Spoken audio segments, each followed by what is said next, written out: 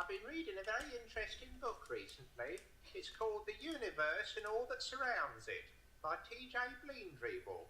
There's an extremely good look about it. It's about 70 pages long, so it's fairly comprehensive about the whole thing, and it's fairly interesting. Bleendreeble specialises in the universe. He doesn't branch out much beyond that, but he's quite interesting in this limited field. I found out quite a lot from him. Do you know, for example, that if all the Chinamen in the world linked hands, they'd girdle the earth 3 times? They would. They'd go round 3 times. Girdle, girdle, girdle. It's an amazing fact, isn't it? Of course, there's no real way of checking up on it. You couldn't very well persuade all the Chinamen in the world to link hands simultaneously and girdle the earth. You couldn't very well say, "Excuse me, Mr. Wang, meet Mr. Wong. Link hands, would you, and girdle the earth?" Of course, you'd have to build rafts to get them across the sea, so the whole thing's perfectly impractical. You just have to take these facts on trust.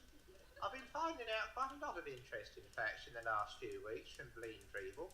Did you know, for example, that you've got 3 miles of tubing inside you? There's over 3 miles of horrible old intestine wound up inside us.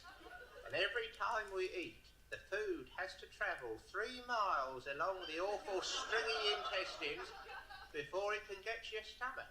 Imagine the poor old bits of potato fighting their way through the miles and miles and miles of thin tubing before they get to their destination. It must take hours to get there. Of course, this means that none of the food we eat is ever really fresh. Never is, no matter what it's like when you put it in your mouth, it's always stale by the time it reaches your stomach. And that's the reason why most people feel so ill all the time. I must say, I can't bear the thought of all the food I eat, struggling along for miles and miles in the dark, getting staler and staler every moment. I can't see why we couldn't have one simple tube that would go straight to the stomach without any of the detours.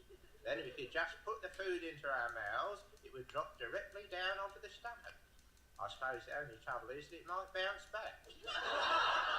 At least if you ate a great big heavy mouthful, it might drop down and land on the rubbery lining of the tummy and jump right out again. It'd be dreadful sitting at dinner parties with all the food jumping out of everybody's mouth the whole time. People would have to have special little nets to catch the food, so they get it when it bounced back. Perhaps there's something to be said for the intestines after all. I should read a bit of Bleendreeble if you're interested in your insides.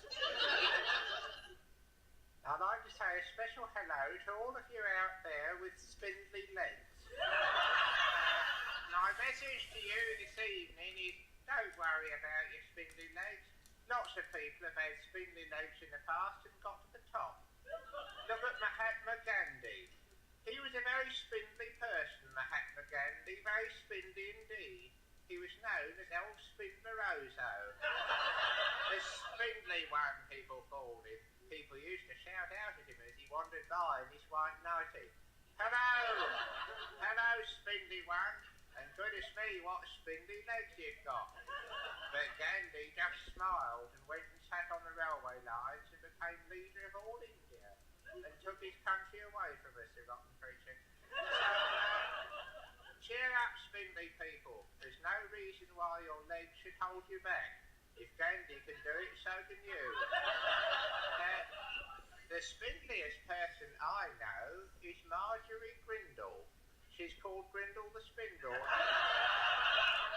She's very spindly. She looks just like a horrible old stick insect. She's very fed up with being so spindly, Marjorie. She keeps moaning about it and saying, "If only I wasn't so spindly, I could get a job as a fat lady in a circus."